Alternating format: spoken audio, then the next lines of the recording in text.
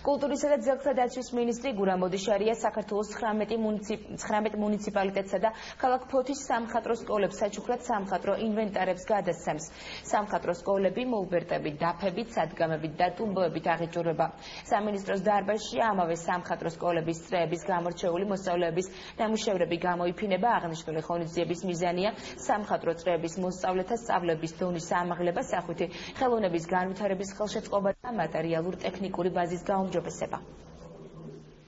ჩვენ მართ შევპირდით სამხატვრო ინვენტარს, ისე როგორც სამუსიკო სკოლებს და ჩვენი სიტყვა შევასრულეთ. რა თქმა უნდა, ეგ არ არის საკმარისი, მაგრამ ჩვენ გავაგრძელებთ ასე პერიოდულად მათთან შეხვედრებს და მომავალ წელს უკვე ჩვენ ვიცით, როგორ რანაირად რა გავაკეთოთ, ძალიან სწრაფად დავეხმარებით ყველას. ბავშვებმა დაათვალიერეს თანატოლების ნამუშევრები და მე ვფიქრობ, რომ დღევანდელი დღე მათ ძალიან დიდ ხანს გაყვებათ დაუიწყა შთაბეჭდილებად. იმიტომ რომ ჩვენ არ ვიცით ხვალდაზე თითოეული მათგანი რა რანგის შემოქმედი გაიზრდება და ამასაც არ აქვს მნიშვნელობა, თუნდაც რომ არ გახდნენ დიდი მხატვრები. ისინი ეზიარნენ არაჩვეულებრივ სამყაროს, რასაც ქვია, მათი მოკრძალებული ნამუშევრის დაფასება და შეფასება. მიხარია რომ ბევრი მაყურებელი ესწრება და ისიც მიხარია რომ ჩემი სკოლა და ჩემი ხატვის სკოლა დაასაჩუქრეს.